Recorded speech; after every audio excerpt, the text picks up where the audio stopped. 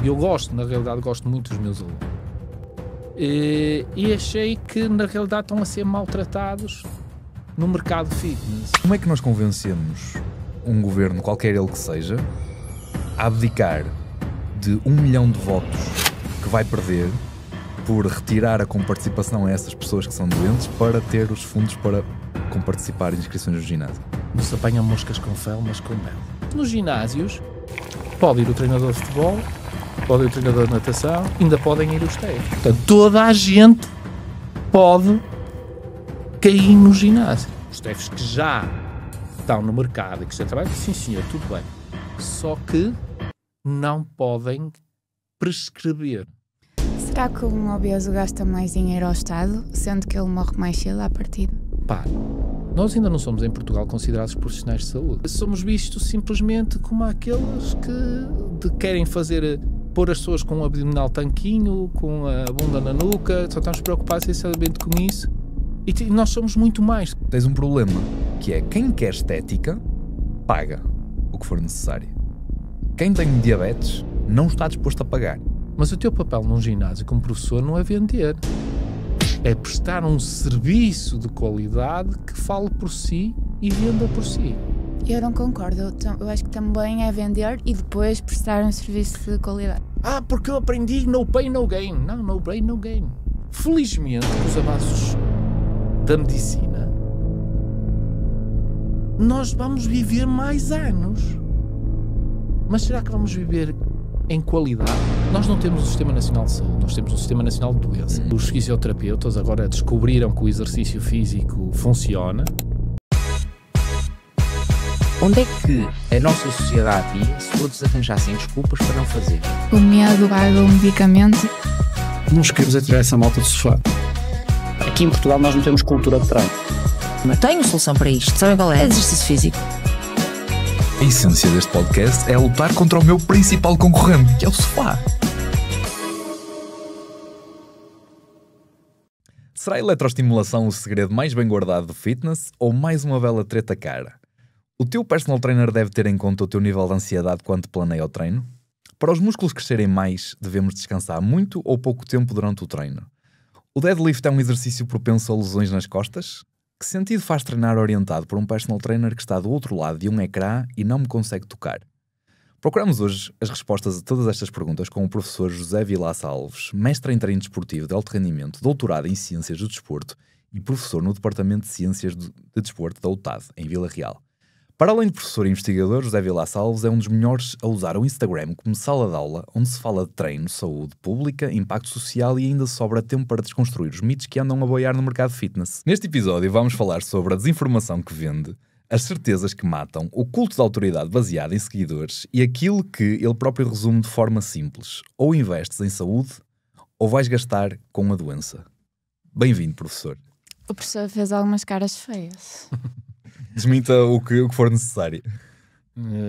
Não, a autoridade aí é que eu acho que é demais. Não sou nenhuma autoridade, sou um curioso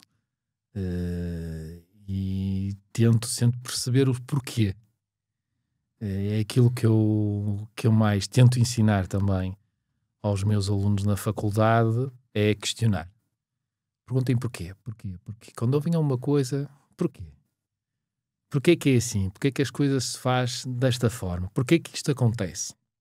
Eu não me interessa, é fácil, não precisa ir para uma universidade para ter uma receita, para saber uma determinada receita. Este exercício é para isto, este exercício é para aquilo, executa-se desta forma, isso é fácil. Vai-se a um livro, vê-se uns vídeos, faz, experimenta-se e aprende-se a fazer. Agora, saber porquê que se faz assim, porquê que isto acontece, aí sim, aí é que é interessante e é que a gente precisa estudar mais um bocadinho e refletir mais um bocadinho. Estávamos a falar há pouco que o professor entrou numa luta perdida de criar uma ordem para os profissionais. Primeiro, porque é que entrou nessa luta? E depois, porque é que foi uma luta perdida? Eu entrei nessa luta com aquela motivação de quem se é jovem acha que vai-se mudar o mundo, mas também acho que também faz falta isso, faz falta ser-se ativo. Se achas que uma coisa está mal, também deve-se trabalhar para mudar. Mesmo que muitas vezes se isso é utópico, nunca se vai conseguir, um contra todos, é melhor juntar-te ao sistema e adaptar-te. Nunca tive essa filosofia e sempre preocupei-me em dar melhores condições pronto, àquelas pessoas a quem que eu ensinava. Eu preocupo-me, eu gosto, a coisa que me faz mais feliz, eu na realidade gosto de ser professor, é isso que eu gosto, de ser professor, e eu sou professor de muitas pessoas que trabalham no ginásio, que trabalham na área do fitness, e eu, o que eu me sinto, fico mais feliz, sinceramente, não estou aqui com falsas modéstias ou qualquer coisa, o que eu fico mais feliz é que eles tenham sucesso. Eu gosto, e eu sei que o sucesso que eles têm não é devido, na maioria, a mim, mas há uma pequena parte, e essa pequena parte faz-me ficar vaidoso. Gostei, foi professor dele, contribuí pela positiva ou pela negativa, contribuí para o sucesso dele. E isso, e pronto, eu gosto, na realidade gosto muito dos meus alunos. E achei que na realidade estão a ser maltratados no mercado fitness. Achei mesmo que há uma necessidade de pôr ordem na casa. Reparem, nós ainda não somos em Portugal considerados profissionais de saúde. Não somos. Ok? E temos uma ferramenta que é nossa, que muitos agora também já adotaram para eles. E vou dizer isto, eu sei que vai ferir a algumas pessoas. Os fisioterapeutas agora descobriram que o exercício físico funciona, mesmo na saúde das pessoas.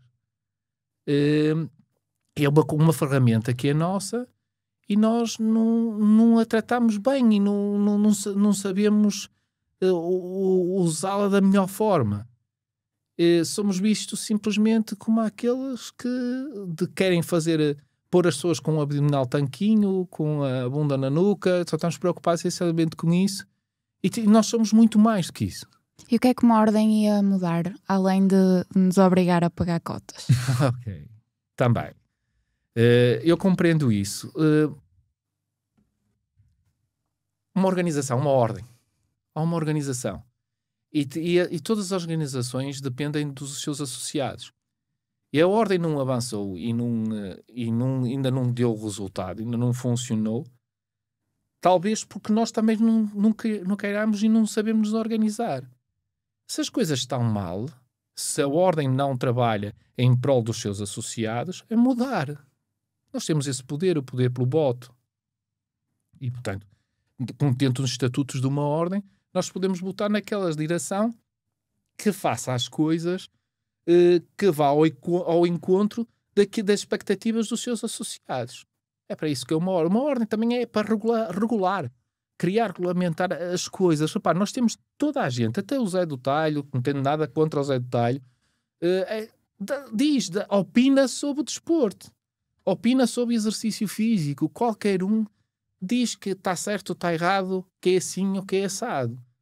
E não, nós temos que, na realidade, é muito importante nós metermos ordem na casa, ter alguém que nos defende, que nos organize, que defender é mais sindicato, não é tanto a ordem, mas que nos dê um rumo, o mínimo que as pessoas que exercem aquela profissão têm que saber. Reparem, um cliente que chega ao ginásio, ele pressupõe que o professor que está à sua frente saiba do assunto, não é? Eu vou a um médico, eu não vou questionar se ele sabe ou não sabe. Eu pressuponho logo à partida que ele saiba. Nós temos uma ferramenta, o exercício físico, extremamente poderosa, que mesmo mal feita dá resultado. Claro que depois há consequências, mais ou menos danosas, mas essencialmente fazer exercício, mexer-se, funciona. O que facilita a proliferação de gente que saiba vender bem, que tenha um bom relacionamento interpessoal, sem conteúdo, consiga sobreviver no mercado, consiga sobreviver a trabalhar. Qual seria a primeira grande ação que tomaria enquanto ordem dos profissionais de treino? Todas as pessoas terem, no mínimo, licenciatura com especialização na área. Isso eliminaria TEFs? 60 ou 70% dos profissionais Não sei. atuais. Não tenho esses números, não sei, mas isso seria como princípio. E porquê da área? Eu friso na área. Porque as licenciaturas de Ciências do Desporto estão, às vezes, por exemplo, lá na UTAD é dividida em ramos, em outras universidades não, é contínuo.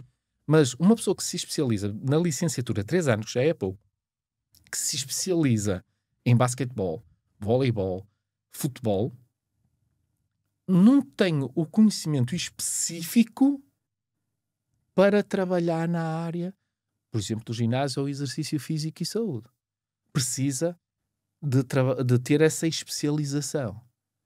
Na altura, o que foi recomendado, o que nós enviámos, e até a própria universidade ia enviar para o IPDJ, era fazer por níveis. Já se tentou fazer esse trabalho, que era não retirar os TEFs, porque criou-se expectativas às pessoas e agora ao meio do campeonato mudar as regras, não é nada desportivo. Portanto, e nós, como na ciência do desporto, acho que não podemos fazer isso.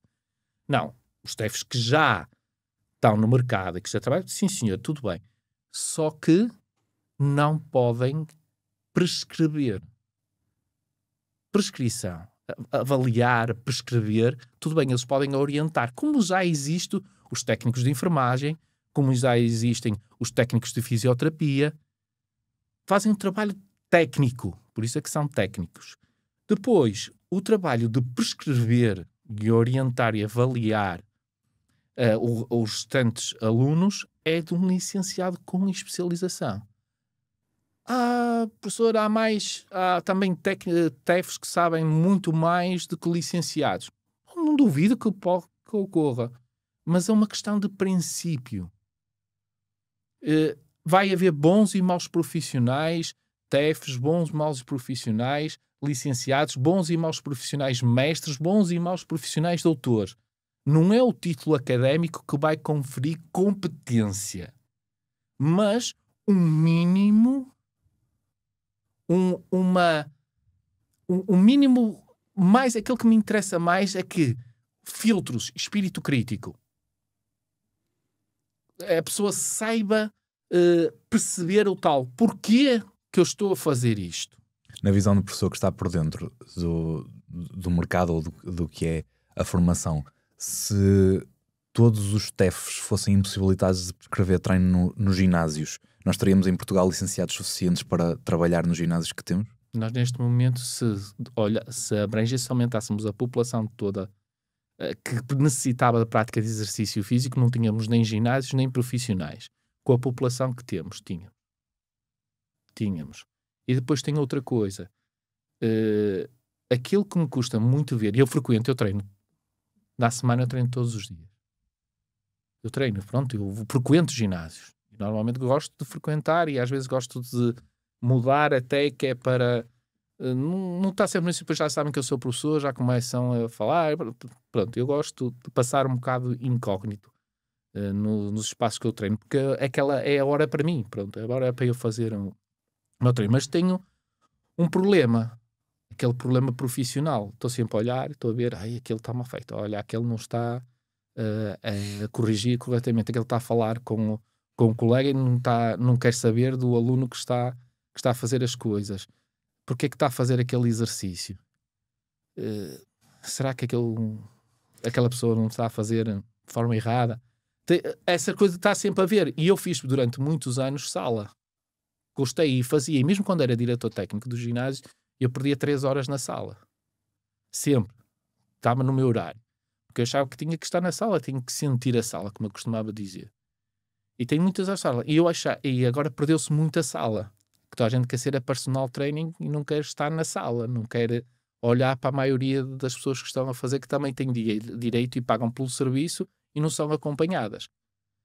E isso custa-me ver.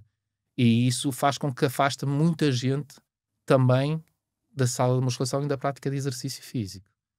Isso custa. Portanto, acho que se os donos dos ginásios tinham espaço perfeitamente para os TEFs para estarem na sala, para estarem a apoiar as pessoas que estão a fazer. E o trabalho de personal training, o trabalho mais específico de prescrever e orientar, está com pessoas realmente com especialidade, licenciatura e especialização. Em vez de fazer formação pré-graduada, fazer formação pós-graduada. Ou seja, eu não sou contra haver várias formações fora da universidade. Pelo contrário, tem-se que sair do mundo académico, um mundo mais profissionalizante, mas a base, o que nos dá os filtros para poder questionar e para olhar, será que é assim? Será que faz sentido aquilo que se está a fazer? Porquê que se está a fazer assim?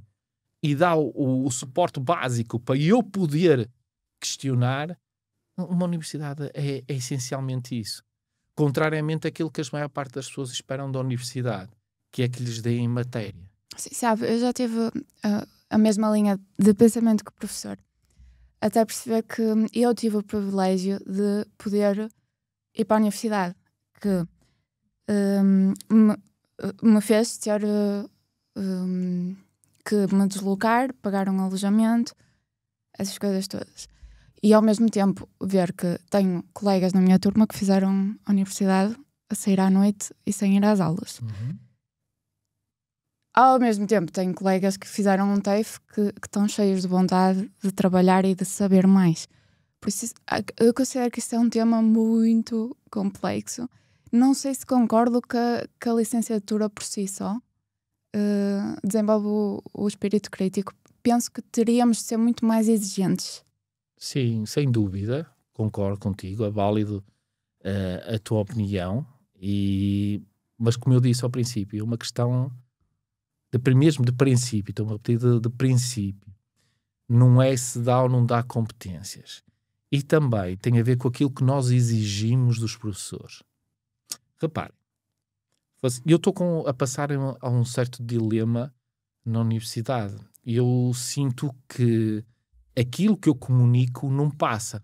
Portanto, eu sou o emissor e o receptor não recebe a minha informação como recebi há uns anos atrás. Sinto, e eu não ponho a culpa nos alunos. Os alunos não querem saber nada, não querem nada com isto. Não, eu muitas vezes tenho uma luta pessoal que eu digo, o que é que eu estou a fazer que não faz com que a comunicação passe? Para haver comunicação, há uma emissora, há um receptor e há um veículo de transmissão da mensagem. Portanto, não posso pôr a culpa só no receptor, nem posso pôr a culpa no caminho que propaga a mensagem, também tenho que ver também aquilo que eu, como emissor, possa estar a fazer de errado que faz com que a informação não passe.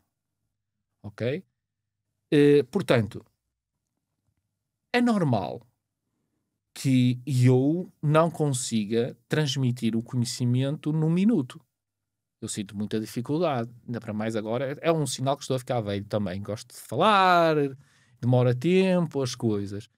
Portanto, mas os miúdos, nota-se que agora, tudo que seja mais de um minuto, já ficam desconfortáveis, já estão desatentos, já estão a olhar para um lado e para o outro.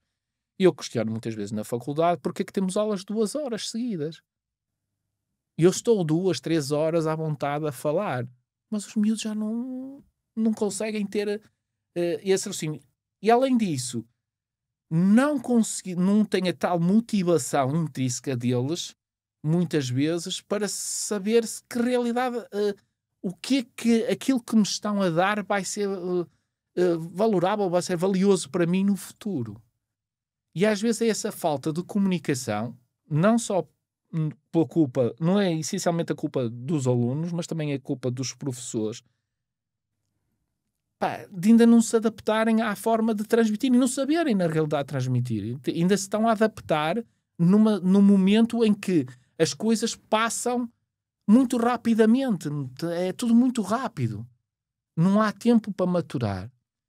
Mas procurar atalhos, que é o TAFE, que é um atalho para comatar uma necessidade do mercado de ter rapidamente profissionais, e essencialmente, desculpem, profissionais a baixo custo, essencialmente. Portanto, ter muita mão de obra, estar a criar uma via profissionalizante e não uma via académica para aceder a tal profissão. Ok, eu sou favorável a muitas vias profissionalizantes. Acho que nós temos vias académicas a mais. Ainda há pouco tempo, na brincadeira, com a minha irmã, dizia... passámos dos técnicos a dar-lhes nomes pomposos para que terem direito a um ensino superior, para ter uma licenciatura, para serem técnicos superiores e licenciados. Quanto não há mal nenhum fazer o trabalho de técnico. Portanto, o que eu quero dizer é que aquilo com que nós trabalhamos e para quem trabalhamos, que nós trabalhamos com o corpo humano, é muito importante para ser técnico. Essa obrigação de uma licenciatura seria o primeiro passo para o profissional de exercício físico ser pago com um ordenado num ginásio? Não é causa e efeito. Mas dava uma... Nós temos gente aqui neste momento nos ginásios que tem um mestrado e estão a ganhar salário mínimo. Portanto, não é causa e efeito.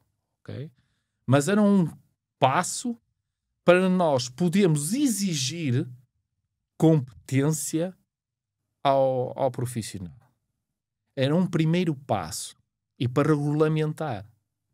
Okay? Para podermos regulamentar, para dar o mínimo de credibilidade àquilo que estamos a fazer. E como é que o professor convenceria um jovem que está agora a sair do 12º ano que vale a pena tirar uma licenciatura sem a segurança depois de um ginásio lhe pagar um vencimento por licenciatura? Sinceramente, é muito mais apelativo. Eu até faço algumas coisas e pode-me parecer que eu estou a contradizer, mas não estou. Eu sei que em termos monetários é muito mais apelativo eu dizer o seguinte: sou da Póvoa de Varzim, tenho o meu filho que vai para Évora, entrou em Évora numa universidade pública, entrou na Covilhã, entrou em Trás-os-Montes e Alto Douro. E eu, se fizer contas, e se for racional, digo assim: não, tu tiras um TEF, em vez de 3 anos, vou gastar com alojamento, vou gastar com propinas, vou gastar com te manter lá, os transportes de ir e vir a casa. Se eu somar tudo, eu prefiro que tu tires um TEF de um ano que andes 3 anos lá. E podes exercer a mesma profissão que ele. Ponto. Ainda para mais, tenho uma vantagem como pai, tenho-te perto de casa. Não sei se isso é bom ou se é mau, mas para um pai é uma segurança.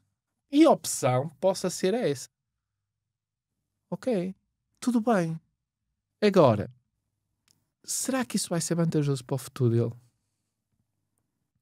Será que essa profissionalização, em termos de evolução na carreira, vai-lhe dar as bases suficientes para ele ir buscar conhecimento mais além?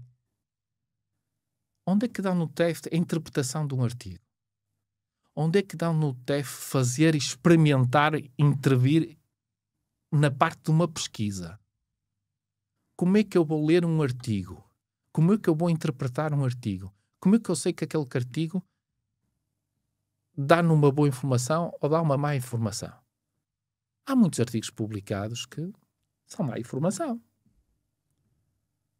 O desenho do estudo está mal feito para responder à questão do estudo. Como é que eu sei? Eu vejo agora muitas vezes no Instagram, para validar, metem o artigo. Para validar, metem o título do artigo. E muita gente, o teu artigo está certo. Mas pode não estar. Eu tenho artigos a dizer uma coisa e tenho artigos a dizer o contrário daquilo. E não está mal. E podem ter 5 conclusões diferentes do mesmo artigo. Completamente. Depende dos filtros que tu tens e a capacidade que tu tens para ler aquele artigo. Mas se eu não tenho essa segurança, como é que eu giro esse risco? Porque o próprio professor foi bater exatamente na questão central, que é: não há diferença entre um licenciado e um técnico de um TEF. Em termos de valorização base de mercado. Não, porquê? Porque o mercado na realidade não está saturado. Como é que resolveria isso? O mercado está saturado de profissionais. Todas os distritos do qual uma parte de muitas cidades têm cursos de TEF. A quantidade de pessoas que podem trabalhar no ginásio neste momento. Além de todos os TEFs, todos os licenciados de todas as universidades e politécnicos portugueses que têm um curso de Educação Física e Desporto, independentemente da área. Mas a lei portuguesa define que um ginásio é obrigado a ter um diretor técnico, ponto. Não é obrigado a contratar profissionais de exercício físico. Pronto. Aí a legislação que está errada. Como é que resolveríamos esse problema? Não, é assim. Resolver o problema primeiro era ser licenciado. Pronto, ok? Isso é com uma base com especialização na área. Por exemplo, se queres ser treinador de futebol, tu podes nem ir à universidade. Tiras os cursos todos da federação. Embora a universidade te vai te dar, dependente do número de horas que tenha na modalidade, vai-te dar o grau 1 ou o grau 2. Okay? Mas tu podes chegar ao topo da carreira como treinador de futebol sem nunca teres passado pela universidade. Okay? Pronto. E eles acautelaram-se isso. Mas nos ginásios pode ir o treinador de futebol, pode ir o treinador de natação, pode ir o treinador de voleibol, pode ir o treinador de ginástica, pode ir o da especialidade. Ainda podem ir os TEFs. Portanto, toda a gente pode cair no ginásio. Portanto, não há falta de mão de obra. Há excesso.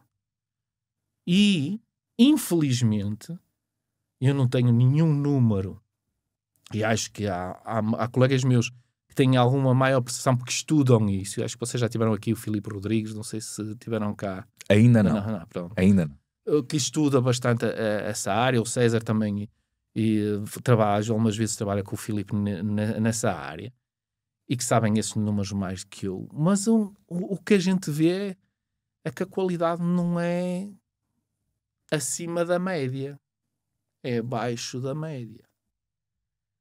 Então, para trabalhar com populações especiais, que dizem que é especiais, eu não digo que é especial, que é a maioria da nossa população, para trabalhar com a maioria da nossa população, aí a qualidade ainda baixa mais um bocadito. E a culpa é de quem, então? De todos. De todos nós. Nós, os professores, se calhar não conseguimos motivar o suficiente para isso. É a bolha que nós vivemos. Toda a gente acha que as pessoas só querem isto, só querem estética, mas quem é que quer só estética? É a bolha com quem eu me relaciono. Não é o que está à volta. E nós vivemos neste momento por bolhas. É os meus seguidores no Instagram, é os meus amigos do Instagram, é as pessoas que treinam já comigo todas no ginásio. E é isso que eles querem. Porquê? Porque se oferece só isso. Qual é o ginásio que tem condições para receber mulheres com cancro da mama no período da quimioterapia? Não sei. Acredito que haja. Não estou a dizer que não há. Conheço, não é? Num período então com a imunidade em baixo, não podem estar com tanta gente, mas sabem que muda muito a qualidade de vida da mulher com cancro da mama se praticar exercício durante o período que está a fazer o tratamento de quimioterapia. Mas não haverão, por exemplo, clínicas especializadas para receber essas condições que não um ginásio? Não. Neste momento que existem alguns nos hospitais, alguns programas de exercício físico nesse período, mas isso é o que eu estou a dizer, que era uma população que poderia frequentar os ginásios. Se nós criássemos um espaço mais confortável onde elas pudessem fazer exercício físico, uma aula de grupo ou um circuito em que elas pudessem fazer esse tipo de exercício, trazíamos uma grande vantagem. Tínhamos bastantes clientes para isso, que é o cancro mais diagnosticado na mulher, e está a crescer muito o diagnóstico dessa patologia. Repara, nós temos 700 mil pessoas que praticam ginásio. Sabes quantas pessoas temos com diabetes do tipo 2? Dentro das 700 mil que praticam? Em Portugal. Muitas mais, de certeza. 1 milhão. Com diabetes tipo 2. Temos pré-diabéticos. Mais de metade da população. Não sei se mais metade da população, acho que não é assim tanto. Por acaso eu estou a brincar, mas acho que já li em algum lado que é cerca de metade da população. Pré-diabético. Hipertenso. Olha o mercado que nós temos. E porquê é que batemos sempre na estética? Eu costumo dizer, a estética é uma consequência de bons hábitos de vida e de saúde. Claro que não é a estética que nos aparece no Instagram. Eu acho que muita gente não não quer ser assim. Mas o nosso grupo, a nossa bolha quer. Portanto, nós continuamos a viver em bolhas, em bolhas, em bolhas, em bolhas, e acreditamos que é aquilo que é a realidade. E não é. Deixa-me tentar fazer aqui um seguimento daquilo que eu concluí até agora, sempre que faço essa pergunta, e assim o professor consegue dar-me o seu lado, que tem muito mais background do que eu para isso. Quando eu começo a fazer a pergunta, porque é que um profissional de exercício físico, em média, é mal pago, por causa dessas condições que legalmente já são frágeis em termos de carreira, vão-me bater normalmente com a resposta é essa questão que o professor acabou de colocar, que é isto é uma questão de estética ou é uma questão de necessidade? Um pré-diabético, um diabético, uma pessoa que beneficiaria claramente, se calhar muito mais do que alguém que está à procura da estética, que tem a ver com o interesse por pagar. A resposta que eu tenho é: tens um problema, que é quem quer estética paga o que for necessário. Quem tem diabetes não está disposto a pagar. Provavelmente, muitas vezes, por falta de conhecimento ou por falta de cultura, que aquilo era a resolução do problema dele. E quando eu vou à procura da resposta sobre porque é que não se pagam salários nos ginásios, a resposta mais completa que eu tive até hoje foi de alguém que está mais ligado ao mercado, ou seja, à questão transacional da carreira, que me deu a resposta da seguinte forma: Paulo, tens um problema em Portugal que publicamente o governo, através de meios públicos, não consegue resolver. População extremamente sedentária, tu precisas de colocar a população em atividade. Podes colocar a população em atividade sem um ginásio. É perfeitamente possível em sistemas externos, em sistemas exteriores. Mas um ginásio é logisticamente aquilo que está mais apropriado ou mais funcional para colocares a população ativa. Boa. Então tu precisas de ginásios. Quanto maior o número de ginásios, vem-se a provar que 90% dos novos clientes de um ginásio, quando abre, são pessoas que nunca tinham ido ao ginásio. Ou seja, abre um ginásio, há mais pessoas a praticar. Para abrir um ginásio, tu tens que ter um modelo económico que funcione. E para isso tens que jogar com a quantidade de pessoas que consegue pagar ou que está disposta a pagar uma mensalidade no ginásio. E aí tens um problema. E foi por isso, e esta é a resposta que me dão quando eu faço a pergunta, e foi por isso que se tomaram medidas como a criação de um TEF e medidas como a permissão para um ginásio poder abrir as suas portas para alguém treinar e não ser obrigado a ter um treinador para essas pessoas treinarem lá dentro. Por isso é que só tem que ter um diretor técnico, e depois os personal trainers que constituem o ginásio são profissionais, normalmente profissionais independentes, que estão a prestar o seu serviço dentro do ginásio. Porquê é que isto acontece? Porque assim o ginásio tem uma estrutura económica mais baixa, consegue funcionar com menos custos, tu tens mais ginásios a proliferar em termos de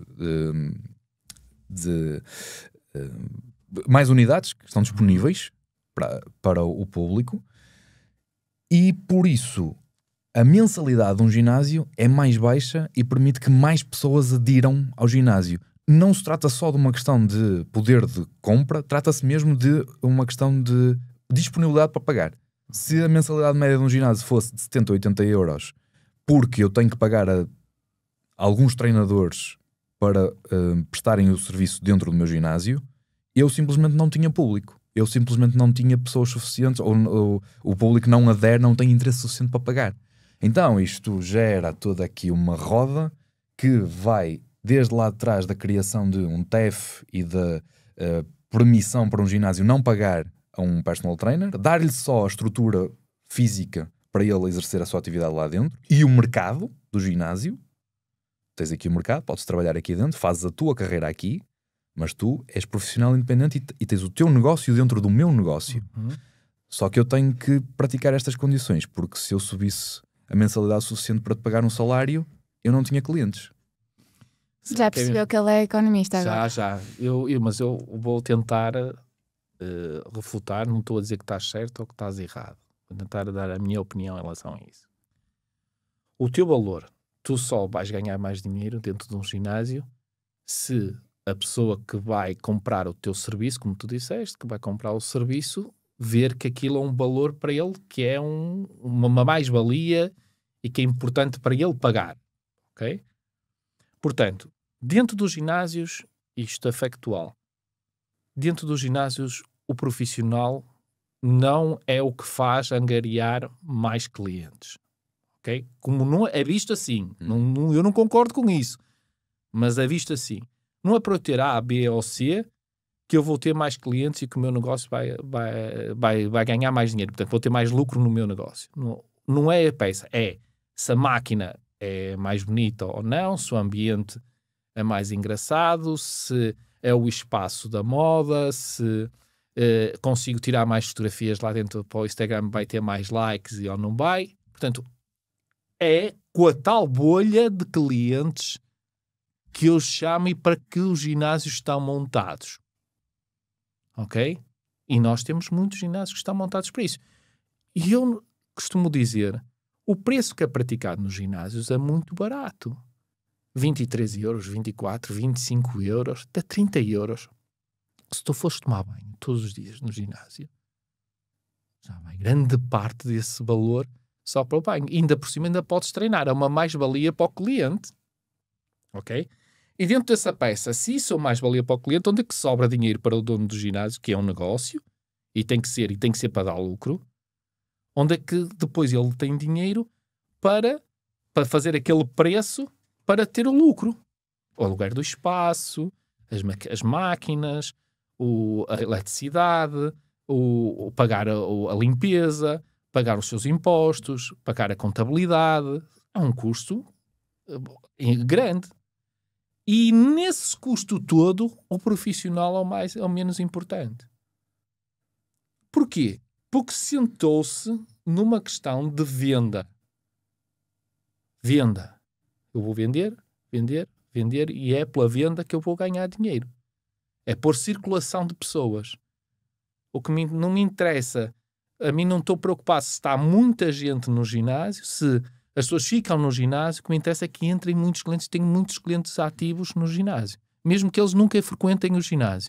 Desde que estejam ativos, estejam a pagar a mensalidade, para mim é que me interessa. É este o modelo de negócio que está montado.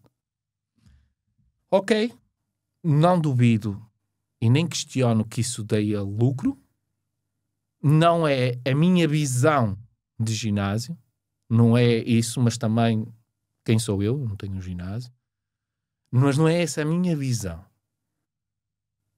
A minha visão do ginásio é um sítio que leva as pessoas a gostarem de fazer exercício físico, que se mantenham lá a fazer exercício físico e que possam estar durante muito tempo a fazer exercício físico naquele espaço. E eu continuo a dizer, e estou à espera que me provem o contrário, que eu poupo mais dinheiro mantendo a pessoa no ginásio do que estar a angariar novos clientes. Custa mais angariar novos do que a manter. Ok? E eu, para manter o meu cliente, eu preciso que ele tenha resultados. Seja os resultados quais forem. Ou seja, qual é o objetivo da pessoa? A pessoa tem um objetivo, a pessoa é aquilo que pretende e eu consigo entregar esse produto à pessoa. O que é que acontece? Nas vendas, a gente vende sonhos.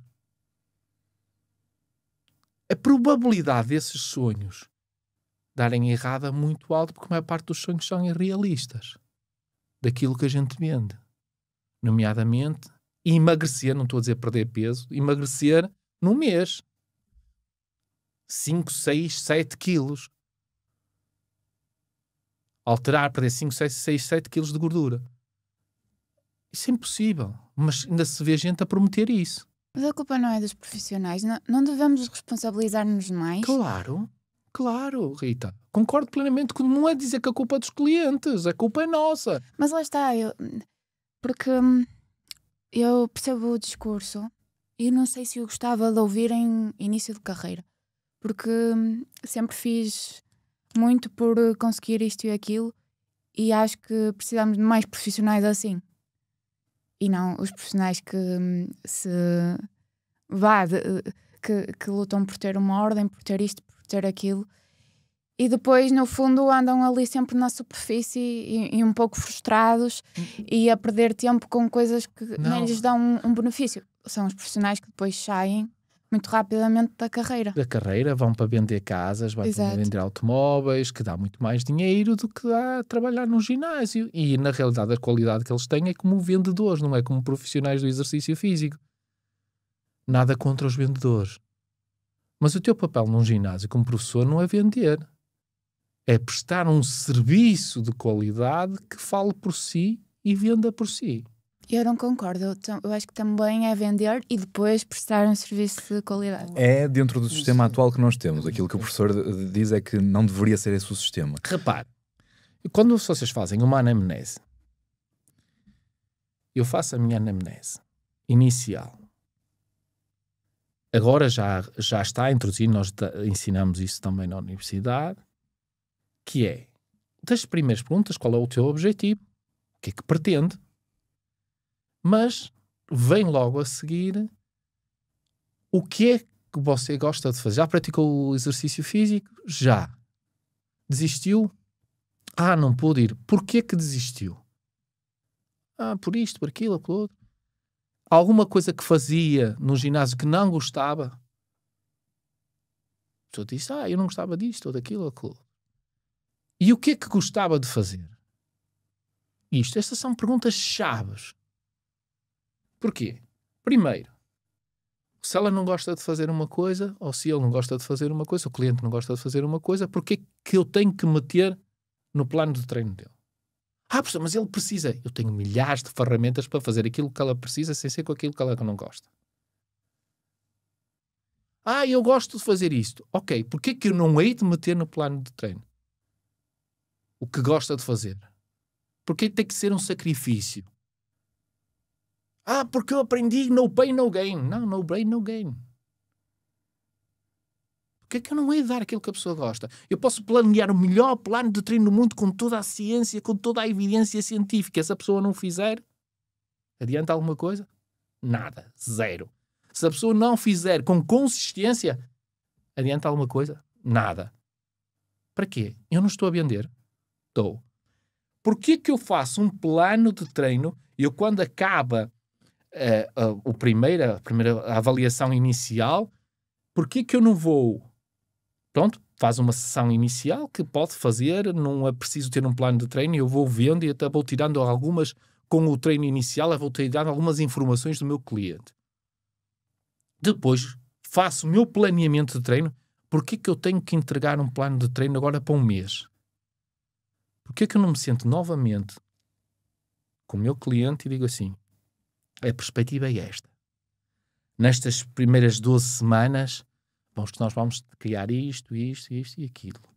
Para depois, nas outras 12 semanas, criar aquilo desta forma, com base naquilo que já trabalhamos e suportamos, para atingir o seu objetivo neste X tempo de uma forma realista.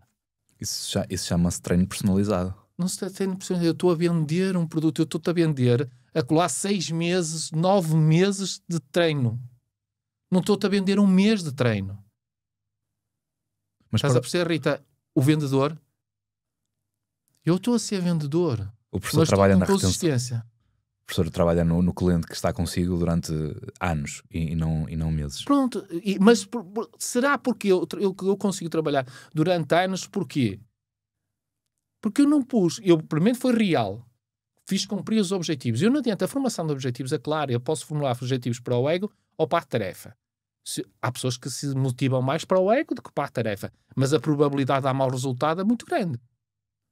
Não é a maior parte das pessoas que eu consigo fazer com que a motivação para o ego dê resultado. Portanto, eu tenho que trabalhar na minha segurança, eu posso trabalhar na tarefa. Em vez de dizer que vai emagrecer 5 ou 6 quilos, eu posso dizer, você vai diminuir a sua pressão arterial. Você vai ter uma maior facilidade a fazer as suas tarefas diárias. Você vai diminuir a sua glicose no sangue. São indicadores que não precisam de 12 semanas para ter pequenas alterações. eu preciso menos 6, 8 semanas, eu consigo ter alterações significativas nesses indicadores. Enquanto na composição corporal eu preciso muito mais tempo. De uma forma saudável, é claro. Todos os clientes de um ginásio deviam ter a prescrição de um plano de treino? Claro. Ou então, admite-se que isto seja um aluguer de máquinas. Eu alugo um espaço com máquinas e as pessoas vão, que é o que na realidade se quer, como termo de negócio. Mas nós estamos a trabalhar, a fazer uma coisa que impacta na saúde e na qualidade de vida das pessoas. Ok? Que pode trazer coisas boas, como pode trazer coisas más. Voltamos à questão económica. Com este modelo, eu estou a falar neste momento para 700 mil pessoas.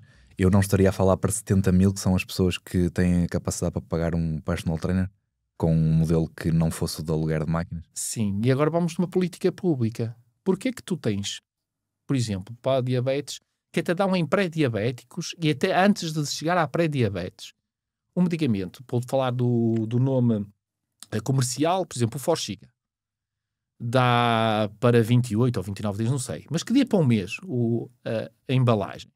Ela custa 50, dependendo sendo original ou genérico, custa mais ou menos 50, 51 euros. Sabes quanto é que paga o doente com prescrição médica? 1 euro. 1,5 euro. Ou seja, 48 euros ou 49 euros o Estado é que paga. Porquê que na realidade porquê que o Estado não financia uma coisa que não cura, controla? Ok? É mais fácil, toma o comprimido, pronto, e acabou. É verdade. A facilidade de adesão é muito maior. Ok? Mas o exercício físico pode curar. Curar. Não é manter aquilo durante o tempo todo. Vai curar. Okay? E com efeitos secundários, se for bem feito, quase nulos. Isto seria possível com apoio público? Público com participação. Como se comparticipa um medicamento, porque é que não se comparticipa o exercício físico? Mas para comparticipar o exercício físico é preciso haver responsabilidade. As pessoas, os técnicos que estão a fazer, saberem o que na realidade estão a fazer. Mas assumindo que isso não vai acontecer, o Estado não vai...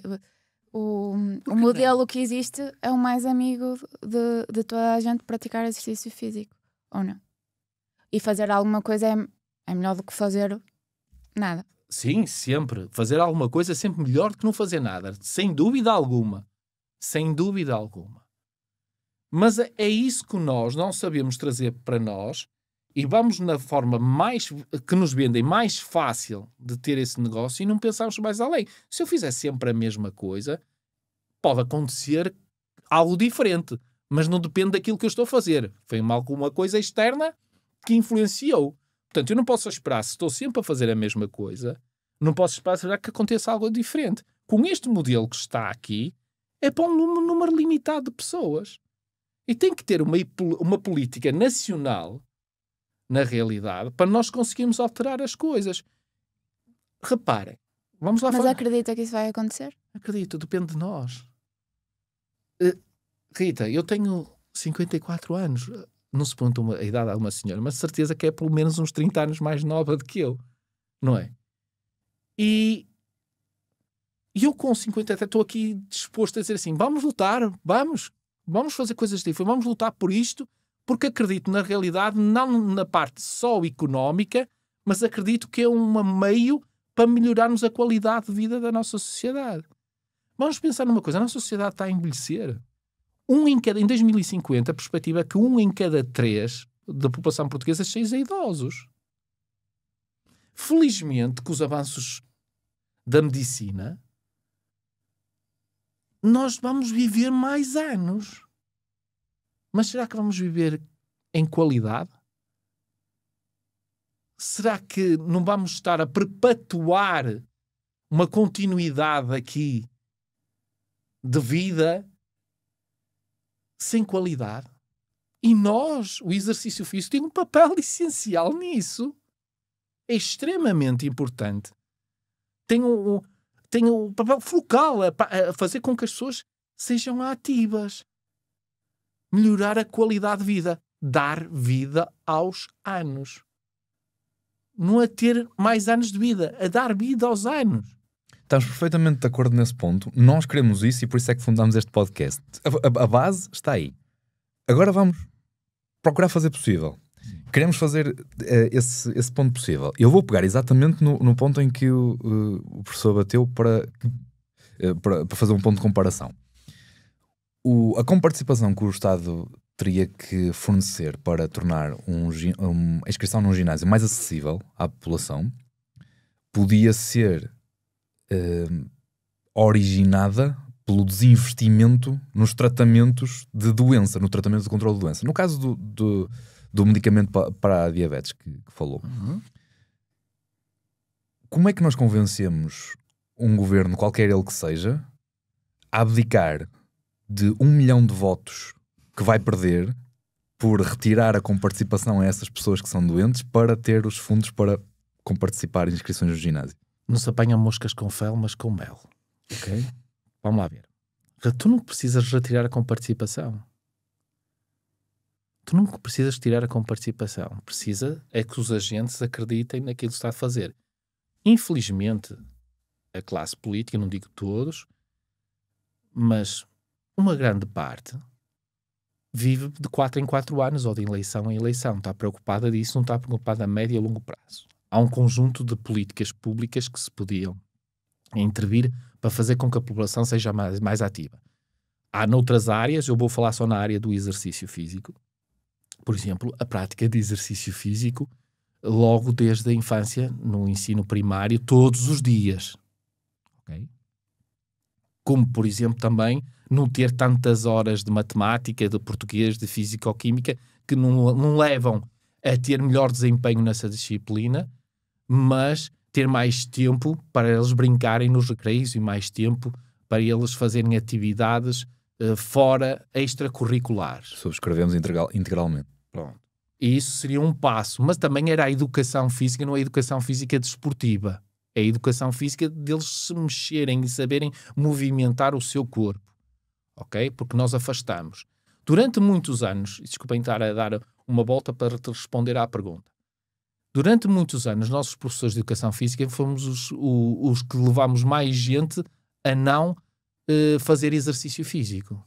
Porquê? Porque castigámos com o exercício físico. Portas-te mal, faz flexões de braços. Portas-te mal, faz abdominais. Portas-te mal, vais correr 5 voltas ao campo. O que é que eu estou a castigar? O que é que eu estou a dar de informação? Claro. A informação que eu estou a dizer, exercício é castigo. Ninguém gosta de ser castigado. E eu acredito que muita da minha geração não gosta de correr porque foi castigado com exercício físico. E hoje experimentei isso. Eu disse também aos meus colegas, não, isso não é assim, eles até se motivam, não. Eu uma vez, não me lembro, na escola de Melgaço, com um colega, estava-lhe a dizer isso, não é bem assim. Tiago, anda cá. Faz aí 5 flexões de braços. Qual foi a primeira resposta do miúdo? O que é que eu fiz mal? O que é que eu fiz de mal? O que é que eu fiz de mal? Não, Tiago, não fizeste nada de mal, Tiago. Isto é para te fortalecer. Professor, deixa-te lá disso, professor. Posso ir? Portanto, é aquilo que nós informamos. O que eu castigo dizias para que castiguem com a inatividade. Mas isso é o que eles querem. Não. Quietinho, olhar para a frente. Direitinho. Não, mas... Isso é que é o castigo. Que eu castigo na escola. Não é? Portanto, é importante nós estas coisas, porque vai incutindo no nosso subconsciente aversão ou não a fazer determinadas coisas. E se o exercício físico for visto como castigo, claro que as pessoas não gostam de fazer nem vão aderir. Portanto, o exercício físico tem que ser prazeroso. As pessoas têm que gostar do que estão a fazer. Por isso aquilo que eu disse ao início, que era, eu tenho que saber o que é que a pessoa gosta e o que é que a pessoa não gosta. Mas o perfeito era isto. Mas se o perfeito não for feito, não funciona. Portanto, eu tenho que ter atenção de dar às pessoas aquilo que elas gostam. E eu tenho que ter essa capacidade, tenho que pegar na minha mala de ferramentas e tirar aquilo, fazer o fato à medida, ou o treino à medida daquela pessoa. Tentar proporcionar isso. Portanto, isso é a primeira coisa. Essas políticas públicas. Se eu crio hábitos na infância, eu vou ser adolescente, vou ser jovem, vou ser adulto que pratico exercício físico. As crianças aprendem com exemplo. Se os pais praticarem exercício físico, os miúdos vão ver, não, o meu pai é ativo, o meu pai faz isso, e eu vou... Há tendência a repetir aquilo que nós vimos os nossos pais a fazer. Portanto, temos que proporcionar também que os pais tenham tempo para que possam fazer exercício físico e, se possível, exercício físico até com os filhos. Ok? Em 2009, a Companhia Atlética Rio de Janeiro tinha uma sala para as crianças fazerem com os pais. Os pais que estavam a fazer no ginásio é mais abaixo e elas estavam a fazer na sala de musculação, completamente cheia. Com máquinas adaptadas para eles, com exercício físico para eles fazerem, 2009. Portanto, já se fez e dá resultado. Portanto, criar estas condições, claro, depois temos que ter condições laborais para o fazer, temos que ter tempo, não ter que necessitar ter 2 empregos para ter uma renda que me permita ter uma vida mais ou menos condigna para conseguir ter tempo para acompanhar os meus filhos. Portanto, queria ter esse ajuste social. E agora, chegando, nós vamos depois ver no futuro o quê? As pessoas vão precisar de menos medicamentos. Ao precisar de menos medicamentos, vamos ter menos gastos em doença. Ok? Vamos poupar muito mais dinheiro. E vamos ter muito mais dinheiro disponível para estas políticas públicas de saúde e não de doença. O problema é que isso acontece daqui a 10 anos. E daqui a 10 anos, quem é que vai ganhar as eleições? Vamos procurar o partido que consiga ter essa visão. Não é? Que vai ganhar as eleições já não sou eu. Portanto, também é às vezes um bocado injusto pedir ao político que diga que seja estadista, que não seja político, que seja estadista, assim, eu vou perder as próximas eleições e vou tomar uma medida que quem vai ganhar os louros da decisão que eu tomei vai ser a pessoa que vai estar naquela altura no governo. E isso é difícil, e eu tenho a certeza que é difícil, mas não quer dizer que nós não possamos falar isto, transmitir isto, educar a população, para que na realidade a solução, uma das possíveis soluções, é esta. Nós não temos um Sistema Nacional de Saúde, nós temos um Sistema Nacional de Doença. Ok? Nós gastamos muito pouco, ele fala-se em prevenção, eu não digo prevenção, é um erro, em termos de significado. Eu digo diminuição do risco, porque pode ocorrer, podes ter todos os cuidados e as coisas podem acontecer em termos de doença. Portanto, se tu conseguisses prevenir, não existia. É como prevenir lesões, tu não consegues prevenir nada. Tu diminuis o risco que aquilo ocorra. Estamos nas probabilidades, não quer dizer que aquilo não possa ocorrer. Portanto, na diminuição do risco de ocorrência de doença, nós investimos muito pouco, cerca de 2% do orçamento geral do Sistema Nacional de Saúde, doença. Okay? Está muito mais concentrado em termos hospitalares, no gasto, no tratamento agudo da doença, gasta-se muito nisso do que nos centros de saúde que tenham condições também para fazer a tal medicina dita preventiva. Okay? E nós temos um papel importantíssimo nisso. O exercício físico, a prática de exercício físico é importante nisso. Será que um obeso gasta mais dinheiro ao Estado, sendo que ele morre mais cedo à partida? E o tratamento que ele esteve, a medicação, os recursos humanos... Pois, mas e os anos que ele também depois não gasta nisso? Não, mas ele não pode não morrer mais cedo, pode ser mantido através dos medicamentos durante muito, muito tempo. Que tenta-se fazer isso. Claro. Mas é só uma tentativa. Não é só uma tentativa, é possível. Não é? Há um medicamento para a pressão arterial, há um medicamento para o colesterol, há um medicamento para os triglicerídeos, há um medicamento para a glicose, que ele vai tomar aquele coquetel todo de medicamentos que vai mantendo aquilo no nível. E vai. Agora, se dá vida aos seus anos, não sei. Não sei se a pessoa se sente confortável de não conseguir apertar uns sapatos, de se cansar ao subir uma escada, se não conseguir brincar com os seus filhos, com os seus netos, se isso é qualidade de vida. Claro que não duvido. Eu faço estas questões porque ideia muito sexy, adorava que acontecesse tudo o que a pessoa está a falar. Sim, muito complicado. muito complicado de implementar, envolve muita coisa. Mas para fazer um caminho precisa-se dar o primeiro passo. E não quer dizer que vamos sempre a direito, temos sempre que fazer ajustes, mas não quer dizer que a gente não lute, não acredite por aquilo. E acho que isso, eu como professor, é um dos meus papéis. E eu não posso só pensar... Eu ainda estou... Claro que vocês podem dizer, você está numa situação confortável, efetivo, professor associado da universidade, o seu salário cai ao final do mês... É uma posição confortável, mas precisamos ter gente também nesta posição para que deem estas luzes e estes caminhos para levar para um bem comum geral e não para o bem individual só. Até porque quem não está nessa posição está demasiado ocupado a vender. Ocupado a vender e preocupar-se que o que lhe interessa é no final do mês e de uma forma... Eu não estou a dizer preocupado, preocupado. Não é porque não é que não queira. E é justo, e não estou a dizer que esteja mal, mas ele está preocupado e efetivamente de uma forma legítima Sustentação. de sustentar. É a antiga pirâmide de Maslow das necessidades. Exatamente. Não é? Portanto, isso é óbvio. Portanto, somos nós que temos que fazer pensar. Talvez se a gente pensar de maneira diferente, talvez dê resultado. Estamos a mostrar uma coisa diferente. Eu não estou a dizer que eu é que tenho razão. Eu só estou a dar uma visão diferente.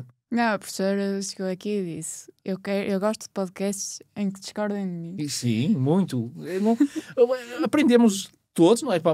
Podemos concordar, não podemos concordar e tudo bem na mesma. Não fico nada chateado com isso, pelo contrário.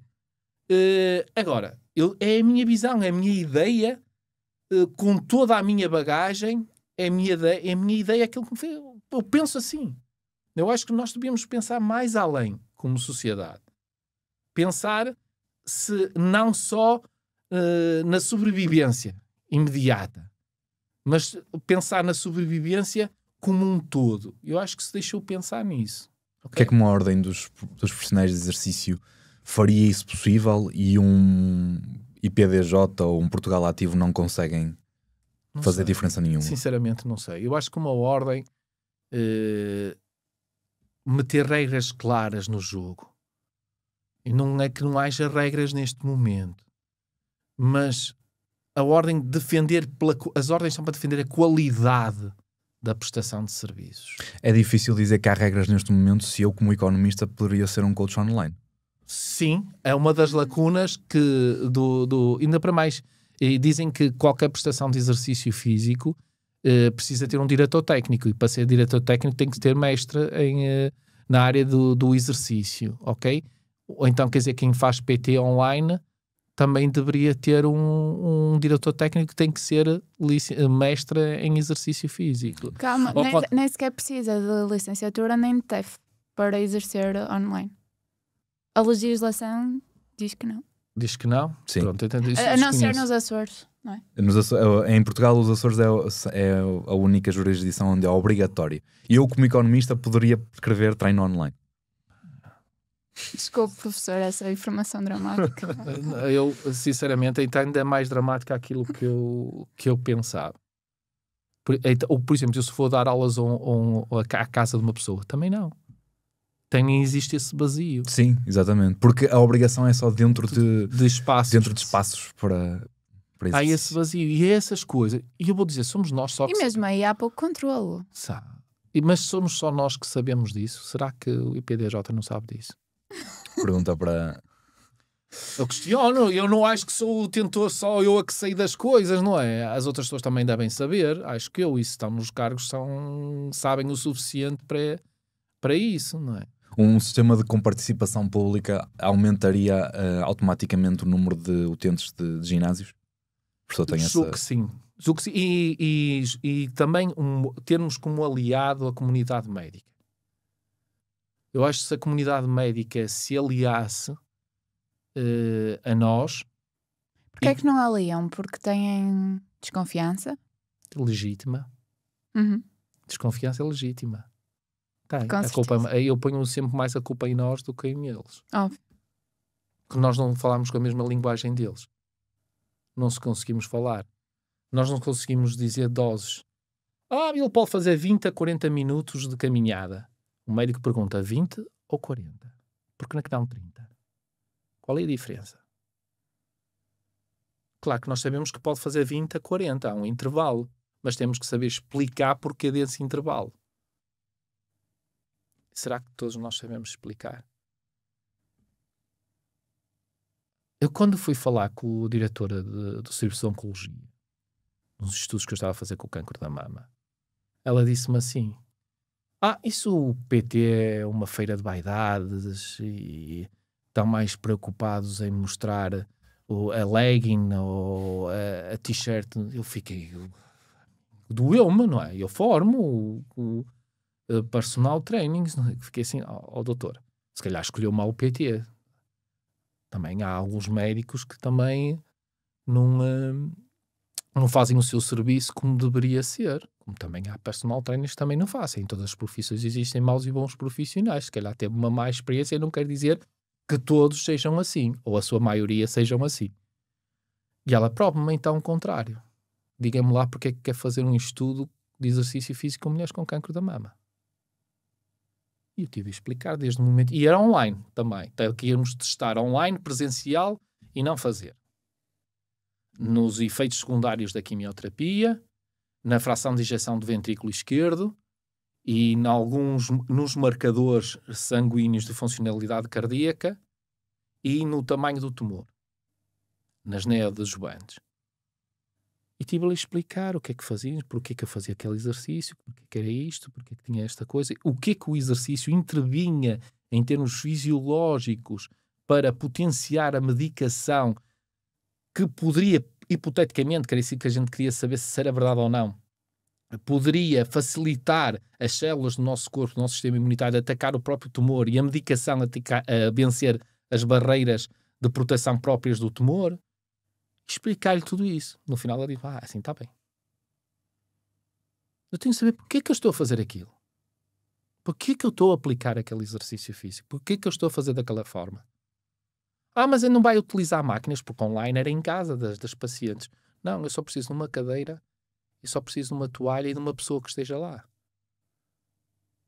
E ela, mas então porquê que a pessoa que tem que estar lá, se é online, não basta só estar o paciente? Não, tem que lá estar a pessoa, porque se houver algum acidente, se houver alguma quebra de tensão, se houver qualquer problema, eu não posso entrar pelo ecrã. Para socorrer, a única coisa que eu posso é alertar o 112. E o socorro imediato não é possível. Então tem que ter lá uma pessoa que esteja presente. Mas isso aplica-se a alguém que tem uma condição muito específica. Para a população não condicionada, um personal trainer através de um ecrã faz sentido? Faz, eu tenho dado bastante resultados. Não é o ideal, mas dá resultado positivo. Se a gente souber trabalhar, claro. Agora, depende do nível das pessoas e das condições que têm em casa. Agora, eu, por exemplo, esse trabalho com cancro, as palavras vocês já vão entender. Não quero me frisar só no cancro. Mas porquê é que nós fizemos um planeamento de treino de baixo custo? Ou seja, não precisar muito material, não precisar muito de espaço. Porquê? Porque as desculpas eram sempre, no hospital não tem espaço, não tem equipamento, fica muito caro o equipamento. Não, nós queremos fazer uma coisa que seja viável, que a pessoa possa fazer no hospital, possa fazer em sua casa. Porque temos gente que mora, por exemplo, em Vila Real, em Mirandela, Alijó, Moimenta da Beira, que ficam muito distantes do centro hospitalar. E ter que se deslocar para fazer exercício no centro hospitalar era difícil. Então, a possibilidade seria fazer de uma forma remota. É o ideal? Não. Mas é aquilo que temos. Mais uma vez, pego na minha caixa de ferramentas e vou buscar aquilo e adapto às necessidades das pessoas. O importante foi aquilo que dissemos no início. É que as pessoas mexam-se. Não é? É isso que nós queremos. Fazer alguma coisa é melhor que nada. Então vamos criar condições para que as pessoas façam. E é isso que eu acho que falta no ginásio, é criar condições para a maioria das pessoas. Criam condições para um nicho pequeno, para a bolha. E não criam condições para a maioria. Será que não é o que o mercado... Não é uma resposta ao que o mercado pede? Rita, eu acho que essa é a resposta mais fácil e mais confortável que eu tenho. Eu não tenho que pensar. É o que o mercado pede, então é aquilo que eu dou. E porquê é que tu não crias o próprio mercado? Ninguém compra aquilo que não conhece. Não é, Sr. Economista? É ou não é? Mas para isso eu tenho que enfrentar um mercado que esteja disposto a comprar aquilo que eu quero vender. O que é o marketing? É um criador de necessidades. A maior parte do marketing que somos bombardeados são de coisas que eu não necessito. E criam-me essa necessidade. Estou errado? Nós temos um podcast que tem mais de 1 ano e todas as semanas recebemos a mensagem: vocês não estarão a fazer alguma coisa completamente inútil porque o que as pessoas querem é emagrecer 7 quilos num mês? Quem? E vocês continuam a falar sobre pensa a longo prazo? Isso ninguém quer saber disso? Não. Repara, aconteceu-me isso nas minhas redes sociais. Porquê? Porque a maior parte das pessoas que me segue é da minha bolha. Então eu fiz uma coisa que era o polígrafo fitness. Ok? E gostar, uma coisa que até me gostava bastante. E era com a ideia de, se eu tiver clientes mais informados, vai haver necessidade de melhores profissionais. Ok? E então os ginásios vão ter que contratar gente com mais qualidade, vão ter que ter em conta a qualidade do serviço do profissional. Portanto, elevar a qualidade dos profissionais através do sentido crítico dos clientes. Certo? Isso foi o meu objetivo. Errado, meu. Porquê? Porque as pessoas que me seguem são profissionais. Então, eu tenho que abrir e procurar uma forma de penetração na população em geral. E não no conjunto dos profissionais. Porque se eu tento modificar os profissionais, pode ser inglório. Eu tenho que modificar aquilo que as pessoas pensam. É a população em geral. Isto demora tempo. E tem-se de ter os veículos necessários, mais uma vez, falar com os médicos. Antes eram os médicos e os padres, mas agora só os médicos. Falar com os médicos, se calhar penetrar meios de informação mais ou regionais ou nacionais que permitam mostrar alguma parte da formação da população. O algoritmo de certeza que vos manda para profissionais do exercício físico, não nos manda para a população em geral. E se calhar ao escolher esse público, devemos ter escolher a população em geral, se tem tempo profissional, se for um podcast patrocinado, escolher o público-alvo não profissional. Ok? Portanto, são essas estratégias que nós temos que ter. E eu não entendo nada das redes sociais, sinceramente. Não tenho alguma dificuldade. Tento aprender, para tentar chegar aos meus alunos. Até estou a pensar em fazer um conjunto de vídeos, em vez de fazer uma sebenta escrita, fazer uma sebenta de vídeo, áudio, para poder eles terem mais motivação para ouvirem aquilo que eu estou a dizer. Mas, portanto, isto está em plena transformação e nós temos de tentar fazer esses recursos. Agora, deixar de acreditar, acho que não. Eu sou otimista por natureza. Eu acho que não. Acho que nós conseguimos, com alguma persistência, com um trabalho e com alguma consistência. Há uma coisa que eu nunca me arrependo. E eu bato em consistência. É uma coisa também que o Zé Afonso Neves é consistente no seu discurso, é consistente naquilo que diz, é consistente. Isso perdura. As modas vão e bem, vão e bem, vão e bem. O nosso pensamento continua sempre lá, está sempre. As tendências, as trends, vêm e saem, vêm, saem.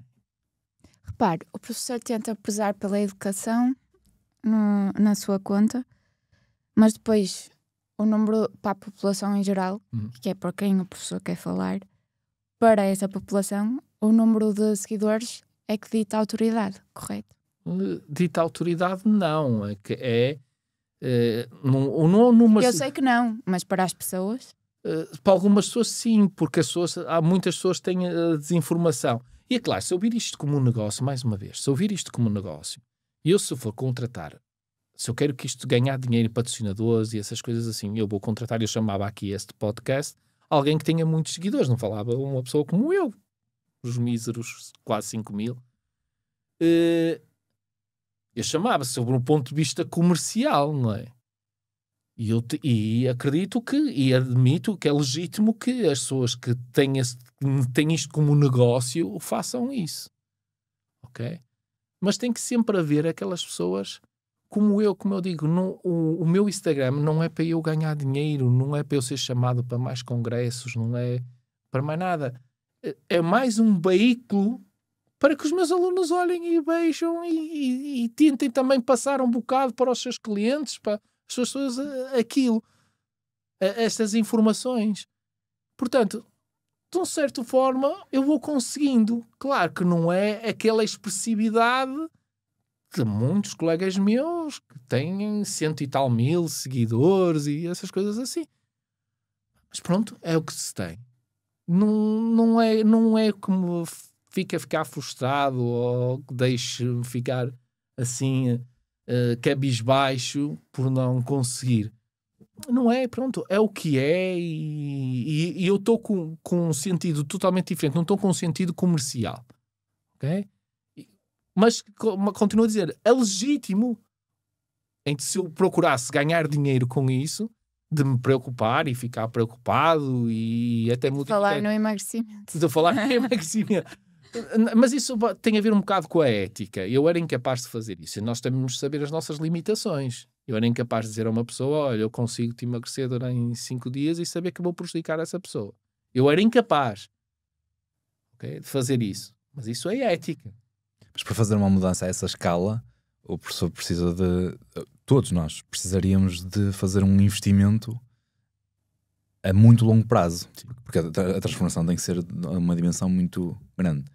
Então, procurando montar aí o puzzle todo, o professor, para fazer uma ordem, precisaria da ordem dos profissionais. Sim. Ou seja, da maior parte dos profissionais ou de uma grande massa de profissionais. Para que essa ordem tivesse esses efeitos de longo prazo. Mas a maior parte desses profissionais, para se sustentarem, têm visão de imediato ou curto prazo. Como é que uma ordem consegue convencer esses profissionais a ter a mesma visão que o professor tem, que tenha a possibilidade de pensar a longo prazo e que não está preocupado com o mercado que tem que converter amanhã? Porque tu tens que trabalhar até aos 65, 66 anos. Não é? E se vais com esse ritmo e se vais com essa perspectiva, não chegas 40 e tal anos. Ou até mais cedo. Temos que pensar. Queres uma coisa a curto prazo, mas vais ter que trabalhar, que não te vai ganhar dinheiro para sustentar-te, para depois estar até aos 60 anos sem fazer nada. Ou tens de pensar numa carreira que tem consolidada e que te mantenha a tua renda até ao final. E se tu pensas no imediato, a verdade, no imediato vai-te dar muito mais dinheiro, mas não te vai dar a consistência. E isto é uma maratona, não é um sprint. Se um profissional estiver a fazer esse exercício e procurar perceber como é que é possível fazer essa gestão, por onde é que eu começo? Se eu acabei a minha licenciatura agora, como profissional do exercício, estou à procura de me integrar numa carreira profissional, vamos imaginar que na pior das hipóteses não é possível fazer essa ordem porque não há pessoas suficientes com a visão do professor ou que a maior parte do mercado, e aqui eu estou a ser extremamente frio e realista, pensa a curto prazo. O ser humano foi feito para pensar a curto prazo, no imediato. Não sendo possível essa ordem, qual é a solução dentro do esquema que temos, dentro do sistema que temos, para ter melhores condições para todos os profissionais dentro do mercado? Para todos? Eu acho que nós não podemos ter condições para todos. Nós temos de ter condições para os profissionais que são competentes. Aqueles que, na realidade, dão uma mais-valia à profissão. Temos de ser seletivos. Porque se houver muita gente, é o mercado que fala, não é? E pode não pautar pela qualidade. E a luta é por um serviço de qualidade, e se nós queremos ser respeitados, sermos vistos como um elemento de uma mais-valia, de um valor acrescentado do produto comercial, se queremos fazer parte desse valor mais acrescentado, de valor acrescentado, temos de fazer com que haja essa necessidade. Temos que demonstrar que somos necessários para isso. Okay? E acho que isso é extremamente importante. Exercício Repara. muito complicado de se fazer. É complicado de fazer porque estas coisas. Vamos lá ver uma coisa. Repare, no emagrecimento, vamos falar de emagrecimento. Eu vou-te emagrecer em 5... Eu não vou emagrecer nada. Ninguém em 5 quilos num mês. Mesmo que se conseguisse, a responsabilidade não era minha. Eu sou um veículo para. Sou uma peça do puzzle para. A pessoa passa 1 hora comigo. E não é todos os dias. Passa com ela 23 horas. Portanto, a responsabilidade é da pessoa. E eu tenho que canalizar com o meu trabalho. A pessoa tem que sentir que eu vou modificar a vida dela naquelas voltas 23 horas que façam com que ela seja mais ativa e tome hábitos que melhorem ou que potenciem o emagrecimento. Não é a sessão de treino. A sessão de treino vai servir para quê? Para que eu, quando a pessoa estiver em frente a um elevador e umas escadas e tiver que ir para o 4º andar, diga assim, eu vou optar pelas escadas e não vou optar pelo elevador. Mas ela só faz isso quando? Quando se sente capaz. Quando não lhe custar. Quando não for extenuante. Quando eu não chegar ao 4º andar e não conseguir, senão ela opta por quê? Pelo elevador. E é esse gasto energético diário, nas outras 23 horas, que é importante. O quê? As 300 e tal calorias, as 200 e tal calorias. Vamos pôr, estou maluco, 500 calorias numa sessão de treino.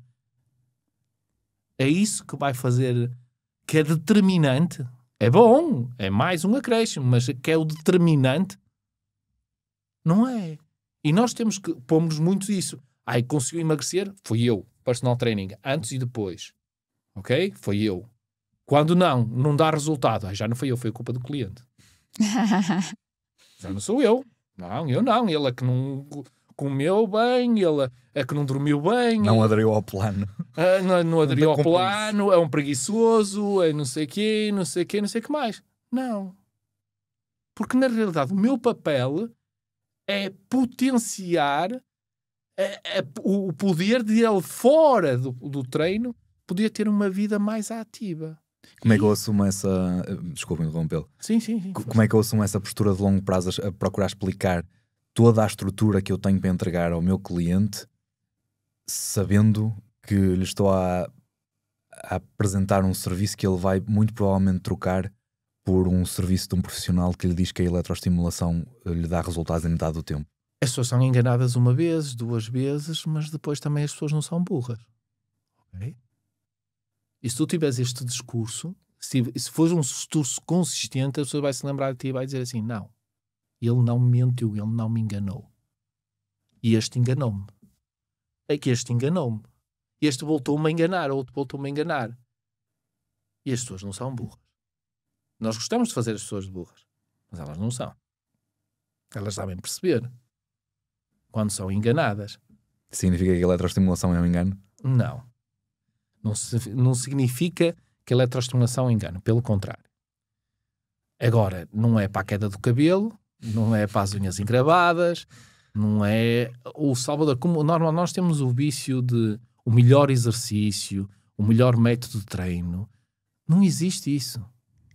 A melhor ferramenta, mas a melhor ferramenta quando, para quem e como. É isso que nós temos que ver. A eletroestimulação faz parte da minha caixa de ferramentas como profissional do exercício físico. Faz, e eu utilizo. Mas utilizo quando acho que é necessária e para determinado grupo de pessoas. Para quem é que esta eletroestimulação é? Por exemplo, uma pessoa que tem uma articulação imobilizada e precisa manter a massa muscular para um pré-operatório. Por exemplo. Então está simplesmente a ser mal vendida, porque tem benefícios, a ideia geral que existe é que esses benefícios estão mais ligados, por exemplo, a resultados mais rápidos, quando é mais clínica. Não é só clínica, também pode ser performance, mas não é resultados mais rápidos. Ok? Ainda existe muita controvérsia e é essa coisa de nós procurarmos sempre vender o nosso, como eu digo, vendemos por paixão e não por razão. a nossa dama é melhor e estamos apaixonados por aquele método que aprendemos até aprender um método novo seguinte e então aí deixou de ser o outro e é o outro. Eu costumava dizer isto na brincadeira, que muitos profissionais tiveram uma formação do fim de semana de Kettlebell, na semana seguinte, aos 15 dias seguintes, o Kettlebell era usado em todos os clientes. Até a formação do TRX, quando tiravam o TRX, então o Kettlebell já não prestava para nada e usava o TRX para todo o resto. Pronto, e com a eletroestimulação é a mesma coisa. E depois aquela necessidade de vender, não é? Vamos vender isto, portanto vamos por aquelas frases, você faça 1000 e tal abdominais em não sei quantos segundos com eletroestimulação, tenha resultados a fazer uma vez por semana 20 minutos. Não, quem é que tem resultados fazendo uma vez por semana 20 minutos? Tem no início, quando não se faz nada. Ok? E depois tem outra coisa. Eu, por acaso, tenho alguns estudos com eletroestimulação. Por exemplo, em hipertrofia muscular, a junção da eletroestimulação com a contração muscular voluntária. Estou a fazer o exercício e ao mesmo tempo eu estou a levar eletroestimulação. E eu reparei que se eu estiver a fazer um exercício de forma dinâmica, os benefícios não são tão expressivos, são iguais como se eu não estivesse a fazer eletroestimulação, só estiver a fazer o exercício dinâmico, de uma forma dinâmica. Contrariamente, alguns estudos me dizem que se eu estiver a fazer uma contração, uma ação isométrica, parece haver algum efeito positivo. Ainda se está a estudar isso. Eu tenho alguma teoria em relação ao porquê disso, que eu tentei perceber porquê que isso ocorre. Portanto, tem a ver muito com como é que a gente aplica, como a gente sabe o que está a aplicar e sabe como é que está a fazer. E depois tem diferentes tipos de modulação. Há uma modulação com frequências mais altas, com comprimentos de onda diferentes, portanto, e todos esses ajustes das diferentes variáveis vai fazer com que seja efetiva ou não. Portanto, serve para umas coisas em determinado contexto com determinadas pessoas, mas não serve para tudo e mais alguma coisa, como nenhum método. Nenhum. Neste momento está na moda o Pilates, por exemplo, agora toda a gente veio outra vez a moda do Pilates, ainda para mais o Pilates clínico, não é? E eu pergunto, o Pilates feito numa clínica? Porque se eu fizer no ginásio já não é clínico. Pronto, sobre que a gente dá para vender e pronto. Lembra-se que eu tive esta discussão com a minha mãe. Sim. Pronto, tudo bem. Mas o Pilates é bom, é uma boa ferramenta, excelente. Agora não é o melhor de tudo, não é a melhor coisa do mundo, não é nada. A musculação, é o melhor. O crossfit, é o melhor. O funcional. E eu perguntava, funcional o quê? Para mim funcional é o que funciona. Não é? Mas o que é estes conceitos, estes chavões, que depois as pessoas compram, claro, para quem não é da área, compra e acha tudo muito bonito. Mas depois eu quero ver o resultado, a consistência. Será que nós estamos a conseguir manter as pessoas a fazer exercício físico? Ou estamos a procurar naquelas pessoas que já fazem exercício físico, fazer com que elas andem à procura de um conjunto, sempre de uma moda, uma coisa que mais se identificam. Ok, também é bom que as pessoas procurem aquilo que mais se identificam, porque as pessoas, mais uma vez, têm que gostar daquilo que estava a fazer. Mas será que isso, em termos de negócio, não será mais dispendioso do que ter uma coisa com consistência? Uma coisa que, pronto, a gente sabe, é aquele produto, é isto que nós temos, sermos realistas, é aquilo que nós oferecemos, nós conseguimos fazer isto, e há coisas que nós não conseguimos fazer, ponto. Professor, acho que vamos precisar de um segundo episódio. Por agora, se essa missão de elevar os 5% de população que pratica exercício para 95%, por onde é que começava? Eu começava a fazer exercício físico na comunidade escolar primária, nas crianças. Essencialmente era isso. Se me dessem uma coisa, não é? Há muitas coisas que se podiam fazer, mas essencialmente era fazer com que as nossas crianças sejam ativas, que gostem de fazer exercício físico para serem adultos que possam fazer exercício físico. Temos provavelmente muito a conversar e partilhamos do mesmo propósito, da mesma base, provavelmente com visões imediatas diferentes, mas acredito que que o resultado pode ser construtivo. Ficando aqui uma última pergunta, que é, daquilo que o professor acompanha entre alunos, entre a realidade que vê dentro do mercado, entre a sua exposição nas redes sociais, nós estamos a caminhar para essa consciência crítica mais sincera, mais para as pessoas terem mais consciência daquilo que é verdade, ou vai ficar cada vez mais difícil chegar a essa ordem? Vai ser difícil, é complicado, porque vivemos num mundo que as pessoas preferem parecer do que ser. Não é? É muito mais interessante parecer do que ser, dado muito mais valor a isso. As pessoas vivem todas no mundo perfeito, têm todas muito sucesso, têm tudo, tanto querem parecer perfeitas, e nós somos um ser imperfeito. E é isso que nos faz diferente e que faz com que é as nossas imperfeições que nos faz manter cá e nos faz evoluir. Portanto, essa troca de valores do parecer pelo ser vai dificultar, mas acho que se fosse fácil, vou dizer um chavão, e nada contra, desculpem, se fosse fácil era Zumba.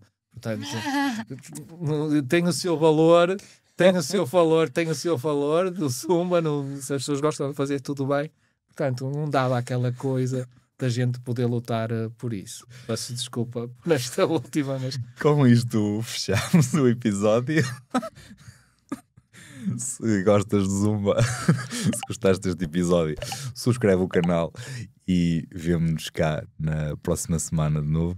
Professor, muito obrigado. Obrigada. Onde é que a nossa sociedade ia se todos arranjassem desculpas para não fazer? O medo, água, o medicamento. Não nos queremos tirar essa malta do sofá.